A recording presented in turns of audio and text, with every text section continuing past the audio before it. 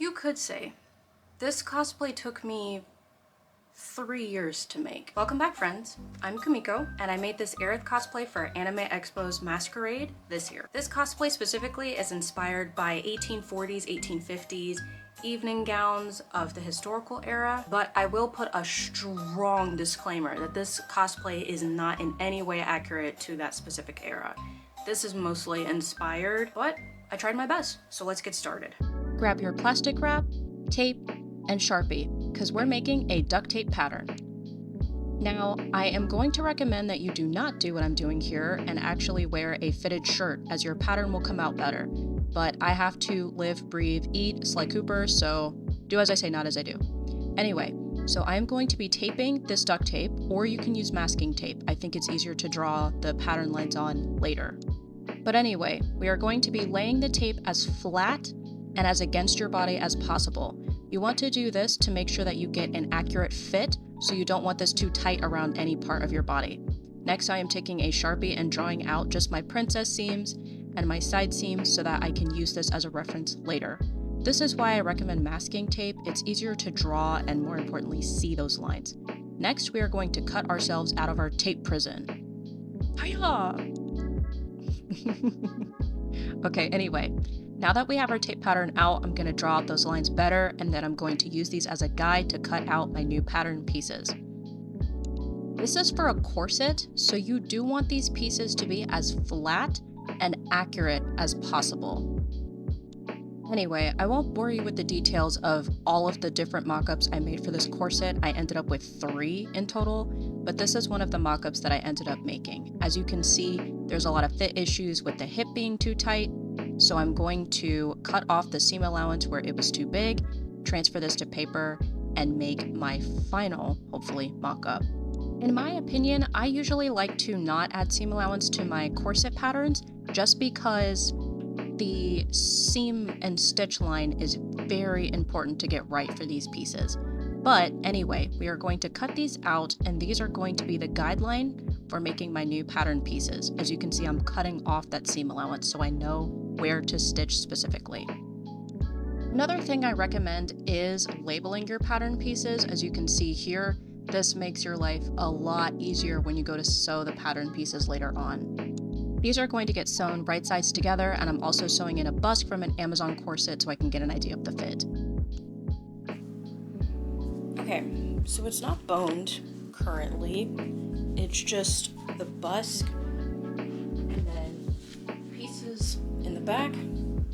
But with that being said, this is like a canvas fabric, and I think the fit is pretty good. This is the first corset that I made that I forgot to film, but as you can see here, it's already starting to, like, this is boning. What you see here, this is exposed boning. Well, this is not going to be structurally sound enough for what I need, but that is how this is going.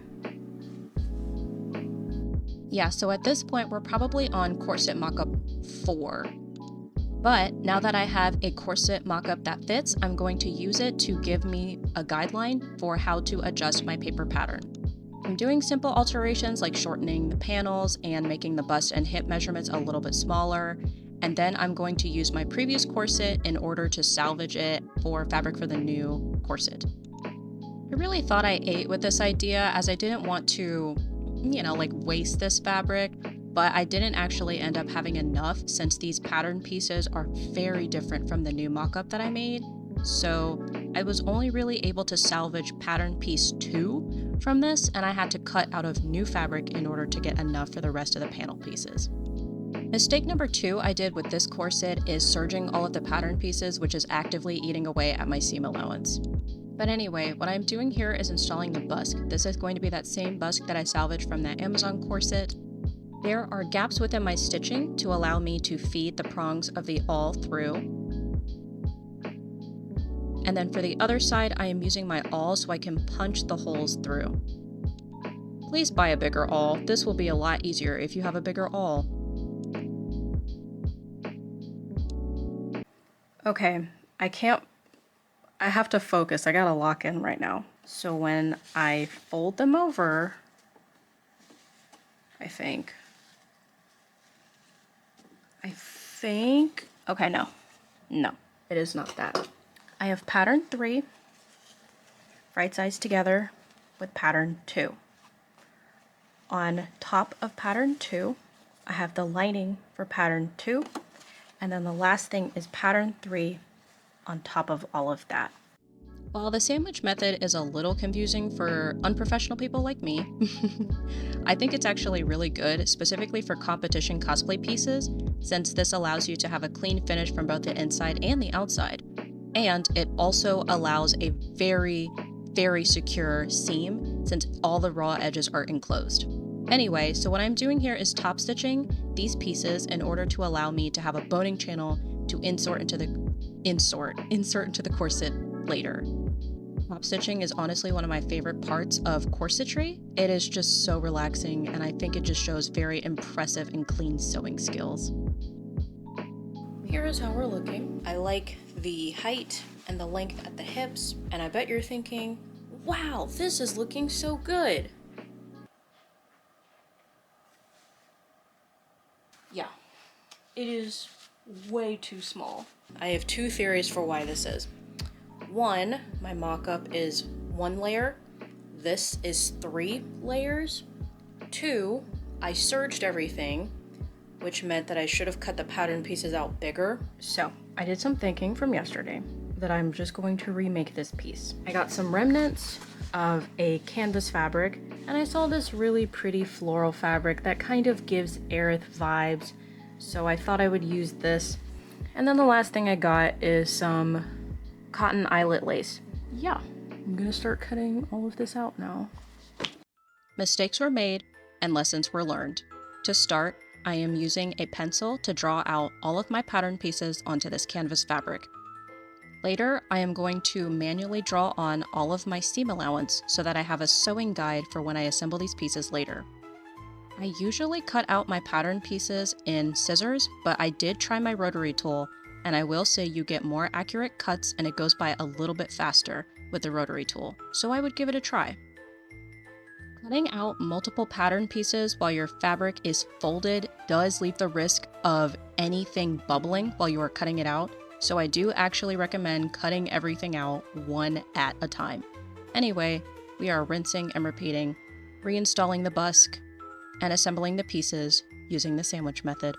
Again, when it comes to corsetry, pressing your fabric is important. I am pressing the front panel, and then I'm also pressing all of the pattern pieces before I go on to the next piece.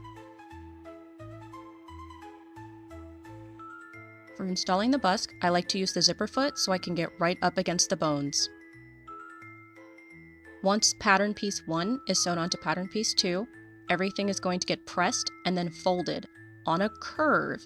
You do not want to sew this straight so that it curves around your bust when you go to top stitch it. This is very important and it will affect the silhouette of your corset if it's not done right. After top stitching to secure all the pattern pieces in place, I am also going to top stitch next to it, and these are going to be my boning channels. Next is the binding. I am lazy and I use pre-made bias tape for this, but you can also make your own. It is technically cheaper and prettier. Okay, so this is how my first flossing piece came out. She's very cute. Yes, flossing is very cute, but it is also functional and historically accurate. This is used to keep the boning from sliding around in place, but it is also decorative, so a lot of decorative stitches are used. This specific one that I'm using is a really pretty flower, plant kind of stitch, and for some reason I do not like myself, so I'm using iridescent floss. If you've ever used iridescent floss, I'm sure you can feel my pain through the screen right now. There are about 6 boning channels on each side of this corset, not including the busk, so that's about 24 different channels that I have to floss from top to bottom. Victorian corsets often had lace, so I'm adding this cotton eyelet lace as a finishing touch to my corset. This is the finished corset. It is quite nice, and just to see, I got all the way around the bottom of this side in about an hour or 2, so I just need to do this to the other side and to the top. Overall, I'm very happy with the corset. I'm extremely happy I remade it. I feel like this is way more Aerith coated than the other corset that I was making, and it just feels like it's going to be more breathable and more durable, considering I'm going to be wearing this in one of the hottest weather-based states of the United States, California. So yeah, what I am going to do today is I'm going to finish the flossing, and then this will be done. And then we will be good. The next thing that we have to make is what's called a chemise. This is an undergarment that you wear underneath the corset to keep you from sweating directly onto your precious, precious fashion garments. This is a pattern piece that I drafted from a patterning book that a friend let me borrow. What I'm going to be doing is flat felling all of these pieces. This is historically accurate, but it also helps to keep these seams from getting ruined through the inevitable wear and tear of you wearing them.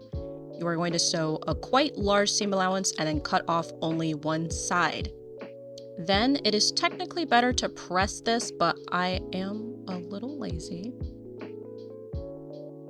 But pressing it makes this step a little bit easier. Next, we are going to go through and fold over the edges, the longer edge onto the shoulder edge.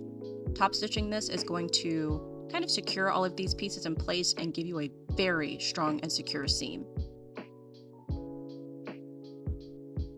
Alright, so here's what I'd argue is the hardest part of flat felling seams, which is top stitching all of the pieces you folded over down.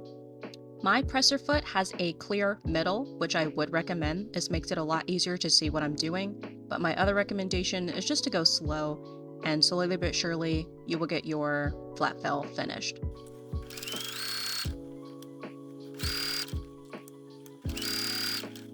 Next, I am using the same pre-made bias tape that is on the corset to finish off the neckline for my chemise. I'm also going to feed a grosgrain ribbon through this so that I can adjust the neckline as well.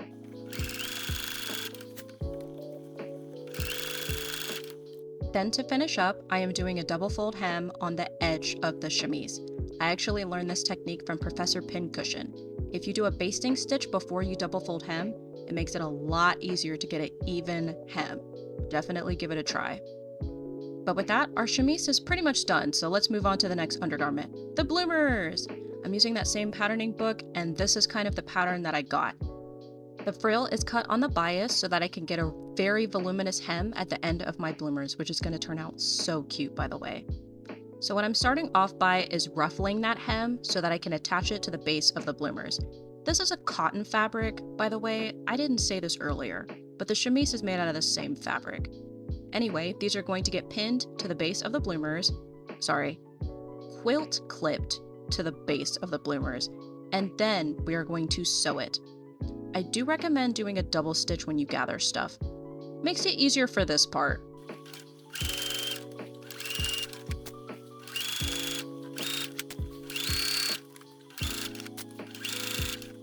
This next step isn't entirely necessary, but I do like adding a top stitch whenever I gather pieces, just so that everything lays nice and flat.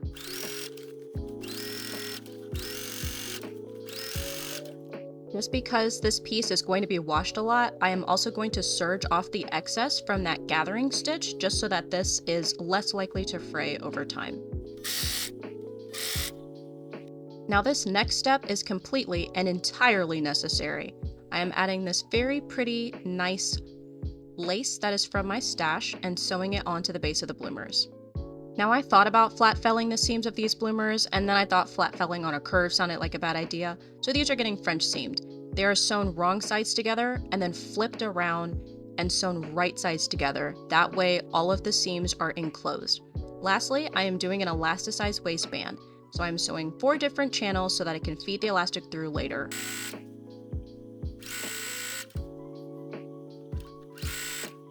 Future Kamiko speaking here. I just figured out what a bodkin is, and I literally have a bodkin in my stash. Do not use a safety pin.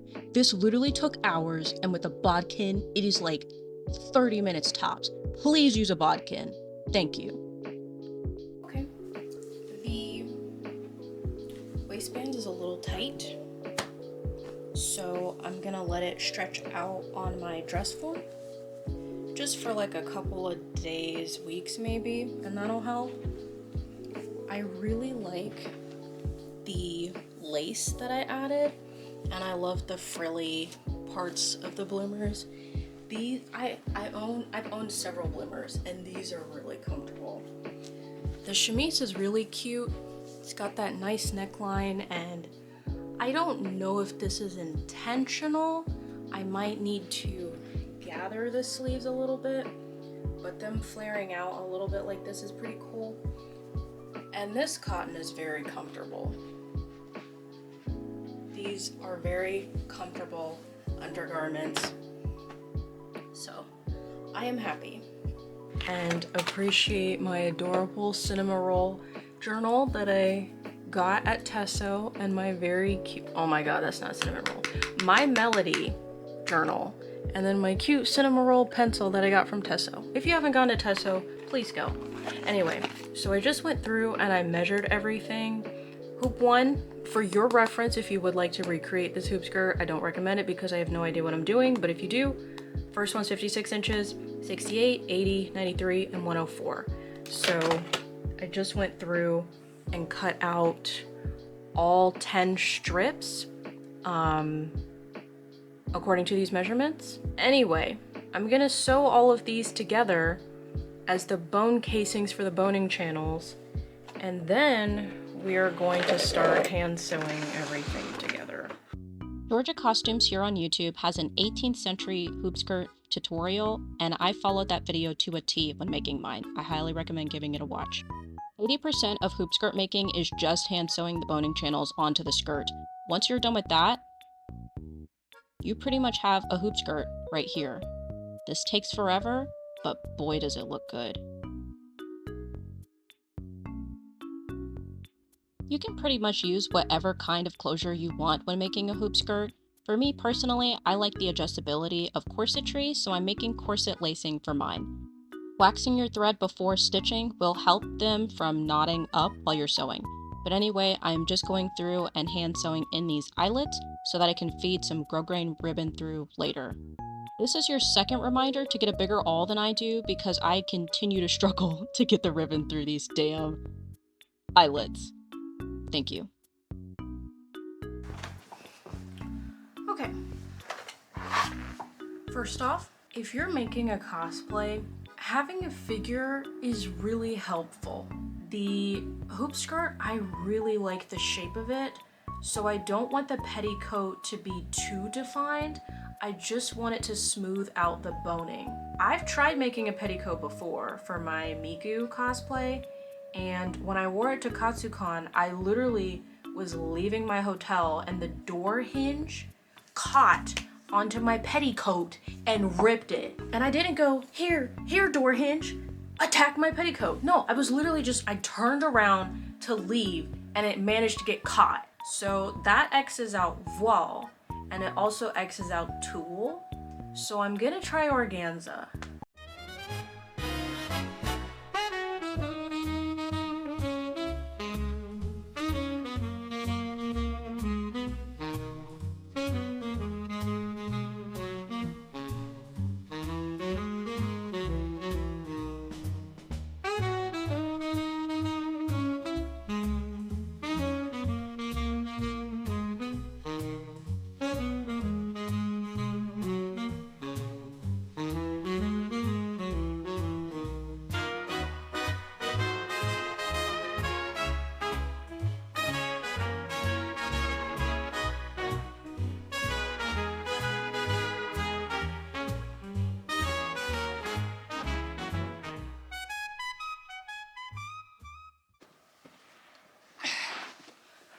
Okay, so I just finished the petticoat. As you can see, I'm going for more of a bell-shaped skirt, and this is definitely giving more A-line. Now that I have to go back to the drawing board, it's just gonna delay me. Yeah, I mean, live and let learn, you know? Yes, I know, I'm sad too. I still have that petticoat, by the way. I'm planning on using it for something else. Silver lining, historical petticoats are actually a lot easier to make than the one that I previously made. It is essentially a giant rectangle that is gathered down to a single waistband. Yes, I know I am pleating it right here. You can pleat it. I like the look of gathers better, so you will see me gathering this. Slight tangent. My previous petticoat that I made for my Rosanat Miku cosplay actually ripped, like, clean off when I was making it, so I'm deciding to make all of my undergarments out of much stronger materials. So this one is actually made out of a cotton twill fabric. This is for 2 reasons. 1, I'm lazy. You're usually supposed to make more than 1 petticoat. 2, this is a thicker fabric that is less likely to rip over time. See, I told you. These are gathered now. I recommend doing 2 lines of stitches when you gather. Like I said, it makes it a lot easier to sew these pieces down. I like gathering by hand as it gives me a little bit more control over the silhouette of the gathers later on. Next, I am going to be sewing these gathers down just so that they don't shift around while I am sewing them later.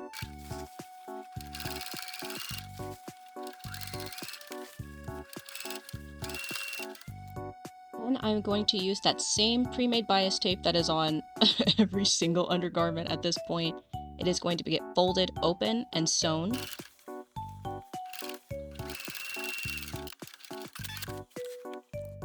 Then it is going to get folded over and top stitched down, and this is going to give us a very clean finish. The last thing that I think I'm going to do here is do a double fold hem on this piece. It is French seamed and double fold hemmed, so this skirt is not going anywhere. At least I hope it doesn't.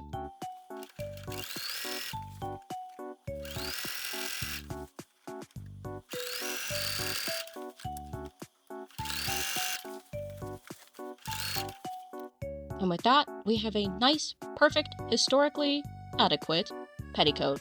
Yeah, I know it's not as exciting as the other one I made, but I'll use that one for a different cosplay. This one will suffice.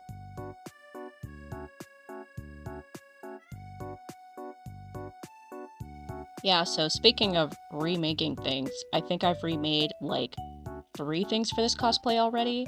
We are going to be working on the first pocket bags.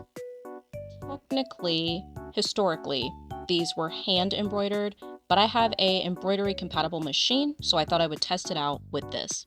This taffeta is very shifty, so it is getting flatlined to a broadcloth layer and then trimmed down before it is sewn to the lining. Wondering why I'm using these funky scissors? These are called pinking scissors or shears. These actually help to prevent fraying in fabric.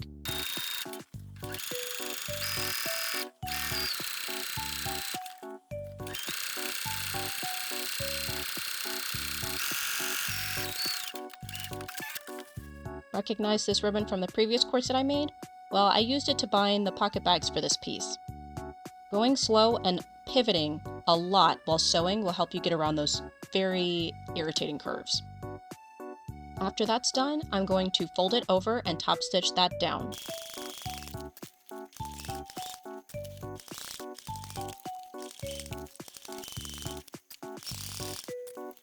For very finicky curves, like the pocket slits on these pocket bags, I actually like to hand sew these, but yeah, they're difficult.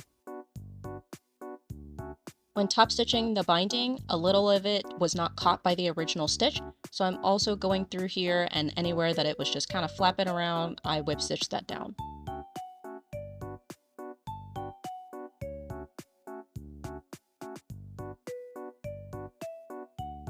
The last step is to sew on the waist ties. These are the ribbon that is folded in half, and then I'm going to go through and bind the pocket bags to each other. I highly recommend measuring this before you sew it, so they lie where you want them to. And these are our finished pocket bags! Yay! We're definitely not going to remake these.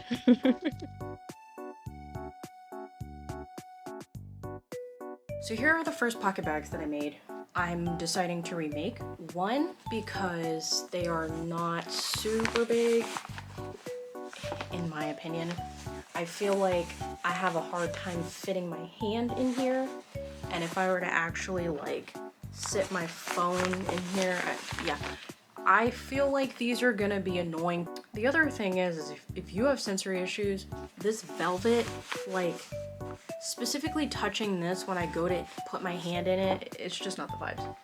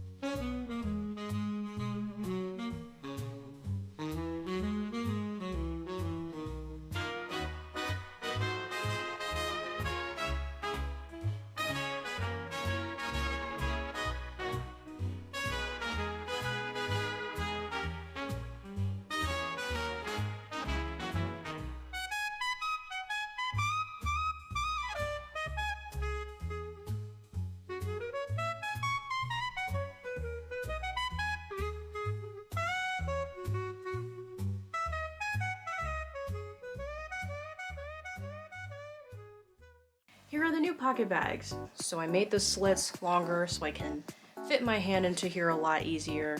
And there's way more room at the bottom for not just my phone, but all kinds of other stuff. But yeah, that's how the pocket bags turned out.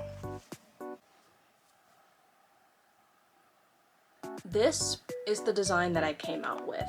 So her bodice is cut shorter to accommodate for a more historical cut, and it's got that cascading effect.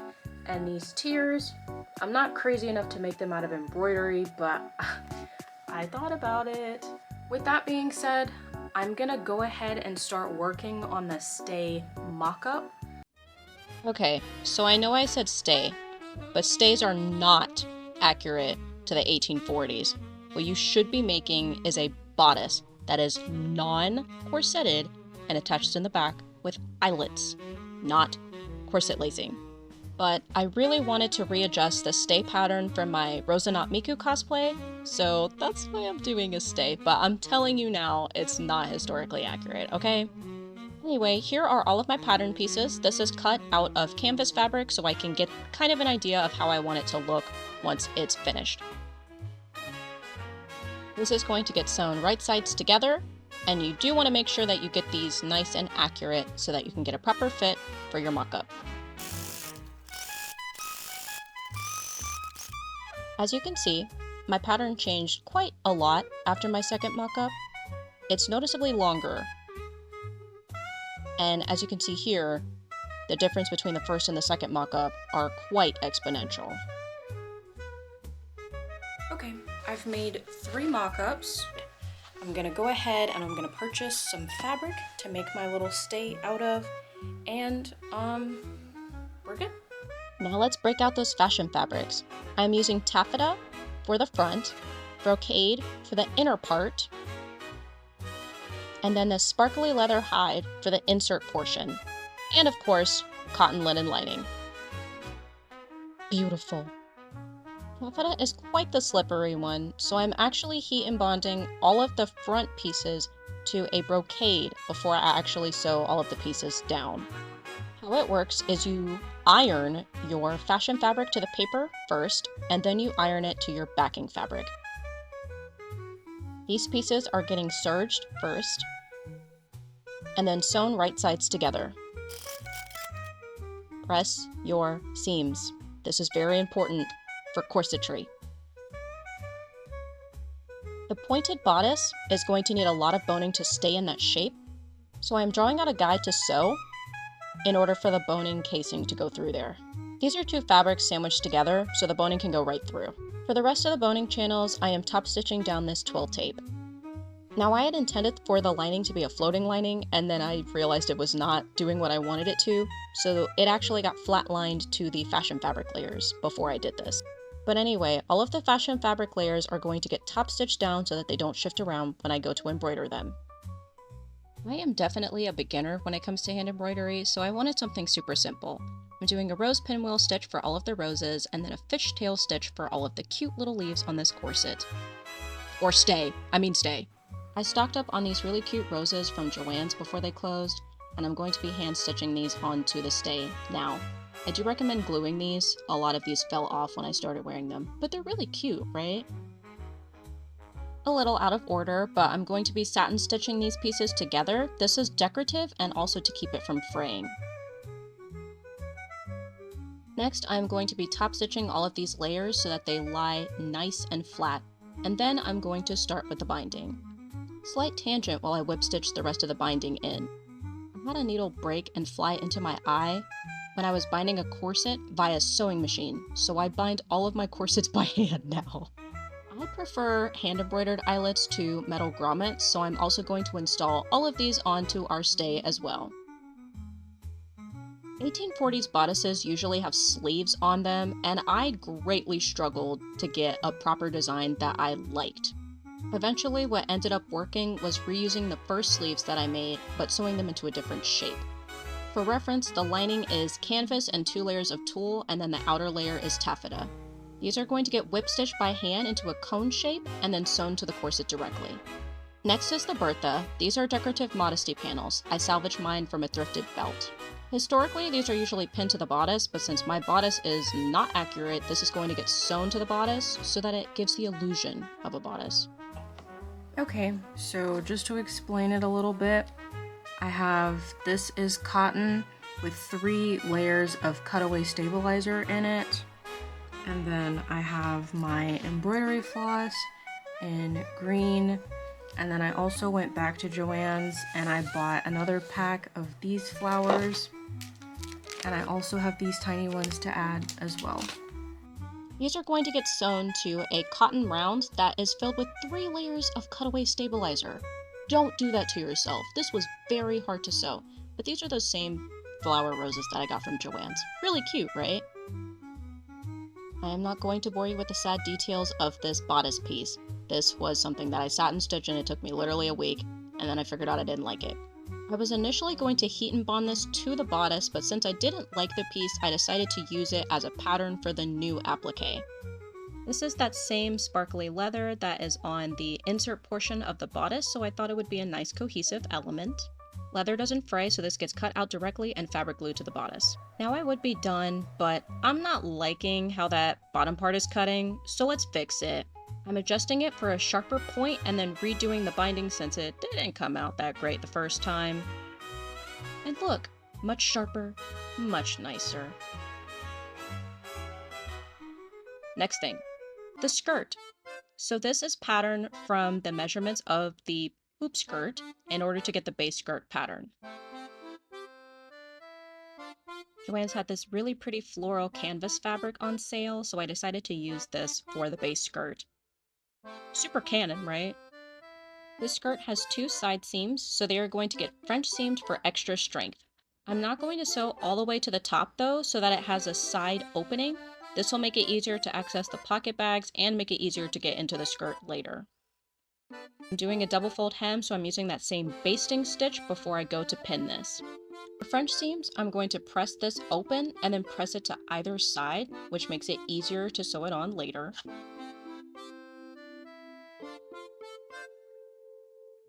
Then I'm going to fold it right sides together and press that down so I have a nice flat seam to sew. Double fold hems on a bias are a little harder to sew than straight seams, so these I'm taking my time to iron before I sew these down. This will make your life a lot easier. Do not skip this step. I promise you won't regret it. Now that we've finished all of the ironing, the easy part is just sewing down all of our pins.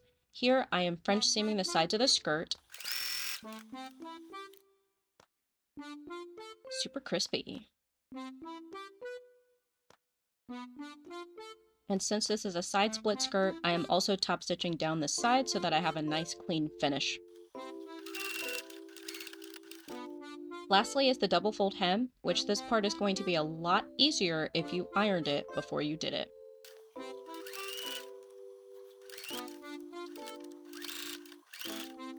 Your result is a nice clean finish, and if it looks a little bit weird, I recommend giving it an iron. I will always recommend you iron your fabric.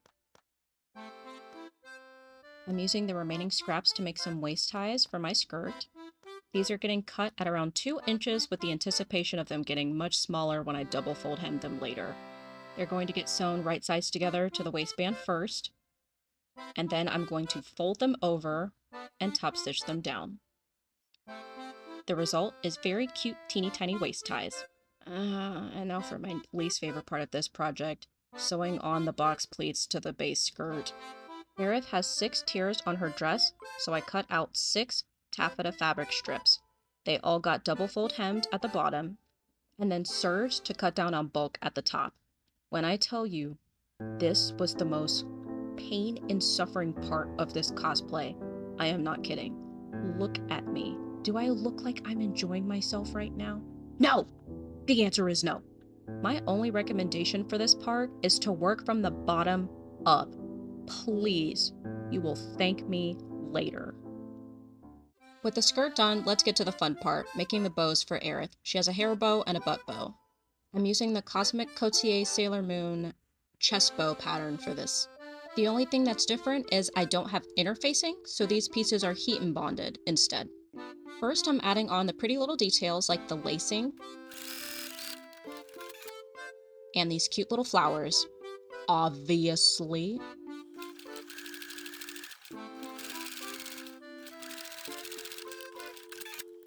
Then these pieces get sewn right sides together. I will say the butt bow is about twice the measurements of the original chest bow Cosmic Cotier pattern. The tail bows also get sewn right sides together as well, but definitely leave yourself a gap so you can turn these inside out. If you're curious about the band-aid, these are my war scars from the Aerith skirt that I was showing you earlier. No, I will not elaborate. I'm busting out my pinking shears again to reduce fraying on this and also to give myself a nice tight curve for turning around this bow. You want to press this first once you turn it inside out, but then I am going to go with the hand wheel of my serger machine because this thing is really thick and it did not want to go through my serger. But this is going to give us an adequate finished edge and keep this from fraying. The tails also get serged too, and then they are sewn right sides together and then pressed flat so that they are nice and flat against the main bow. The hair bow just got laced for the center ribbon, but I wanted the butt bow to have a little bit more pizzazz, so I am top stitching this lace before I attach it to the butt bow.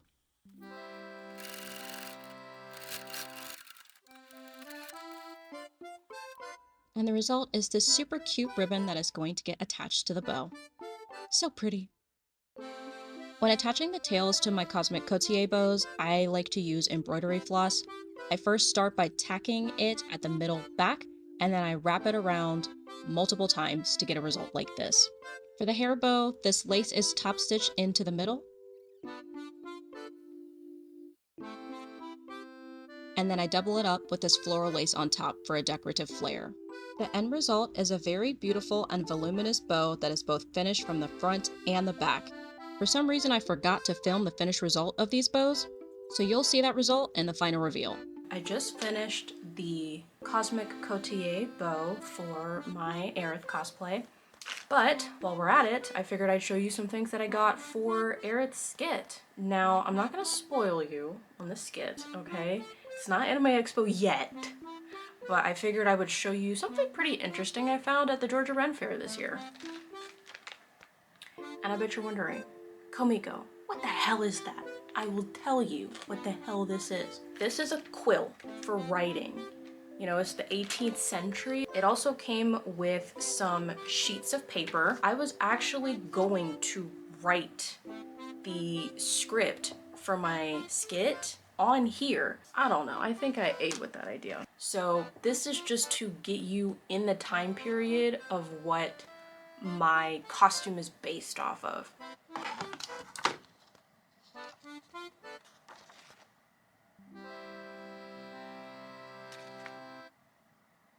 No, I will not be elaborating on what this is for. The things we do for cosplay, am I right?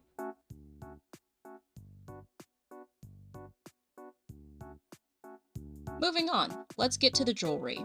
Aerith has 2 earrings, 2 bracelets, 2 necklaces, and a shoe charm. Technically, I made all of these back in 2022, but I can show you kind of the process of how I made the bracelet for the arm bracelet. Using a kit I got off Etsy and my jewelry pliers, I made all of the pieces for Aerith's cosplay. I promise, if you let me cook, this tangent is on topic. I entered my Sly Cooper video into a contest, and I was able to get a gift card to Blick Art Supplies, and I got all this cool stuff. Was this metallic silver leather paint.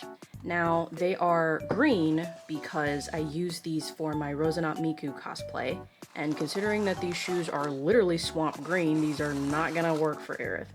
But if we paint them silver, they can be. I would recommend using a proper leather cleaner, but rubbing alcohol will also suffice. The point is that you want a flat base to work off of.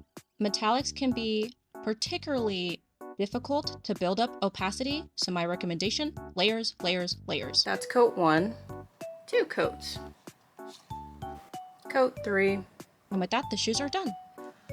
Okay, so I went back to Goodwill to try to find a little bit more props for Aerith. The first thing I got is this chair cover, queen size sheet, in order to act as a tablecloth.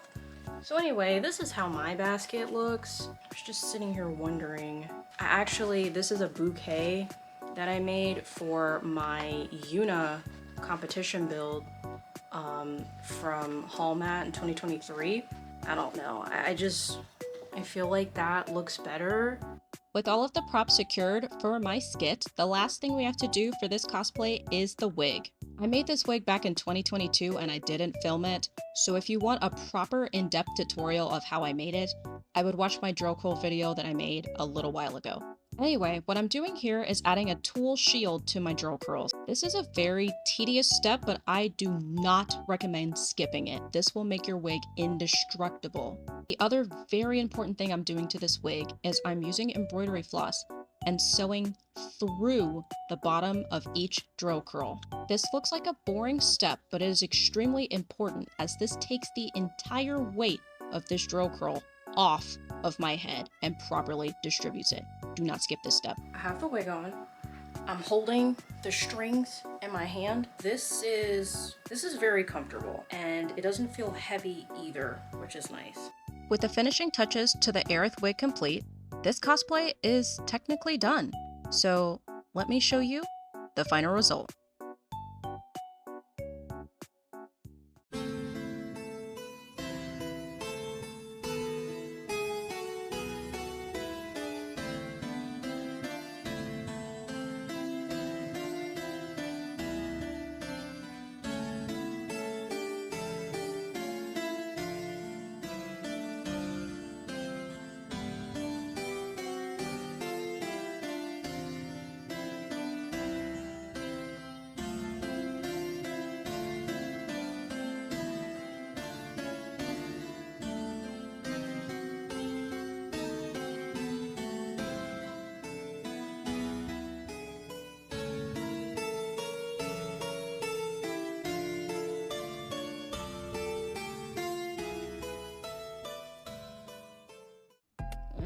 Overall, my Anime Expo was a okay experience. Definitely different from the Atlanta cons that I'm used to. With the Fabric District, the Observatory, and Little Tokyo, I definitely think LA is worth visiting, but I do have some complaints about the con. The biggest setback is going to be those line caps. They make it impossible to go to panels unless you show up 2 or 3 hours early. There is lots of food, but it's questionable, and I had a matcha that was $12, so that tells you how expensive the food is. There is a lot of walking, and it is very crowded, but if you've ever been to Dragon Con, honestly, if you show up in the afternoon, I don't think the crowd is that bad, in my opinion. My biggest recommendation for getting photos is actually to outsource. This is the Biltmore Hotel, where I filmed all of my content for Aerith, and at the Doubletree Hilton, there is a Kyoto Garden, which is pretty good for photos as well. Now about competing there, I did have a great time. The contestants were amazing, the judges were great, and it was pretty well organized compared to Atlanta cons. There were a little bit of hiccups with prop drop-off, call times, stuff like that, so that's pretty interesting, and getting backstage for your call time's pretty difficult here. Now, as for the show, Yeah, that's my skit, lagging for the first half of my performance. This was devastating for me as I spent months working on this skit, including pre-rendered backgrounds that I downloaded, the video that I edited, the captions, the blocking, the skit props. This was just the biggest letdown in my competition history. Not to mention, I submitted light cues that were not done at all. I'll still post what footage I do have of my skit since it's mostly there, and again, I spent months making it, but it definitely put a damper on my experience at Anime Expo this year, which is a shame since this is my first time going. With this being the largest con in America, it's definitely not for everyone. It is very crowded, like I said, but there are a lot of industry panels, and the artist alley here is unmatched in my opinion. So if you're willing to pay for that flight here, I think it's worth checking out at least once. I think the biggest setback for booking for Anime Expo is that you are required to have purchased your badge, which is kind of annoying for out-of-state con-goers as you have to pay for a almost $200 badge, but not be guaranteed a hotel. And there's also a cancellation fee, so if you are able to get a better hotel, there's not really an incentive to change it, which is kind of annoying. But they do have a shuttle that runs a lot better than the Dragon Con shuttle in my opinion. This cosplay was truly a labor of love. I actually first cosplayed Aerith back in 2021, and have remade and redone this cosplay almost 3 times over the span of 4 years. Actually, the whole reason I even remade those cosplays from before was that they didn't fit me, literally and figuratively. Cosplay isn't just about being accurate to the character. Cosplay, for me, is recreating the art in my mind and showcasing craftsmanship as well as my love for the character. This time, I am confident I have finally finished a cosplay that completely and authentically represents not just Aerith, but me. So, in my mind, I have created a Final Fantasy.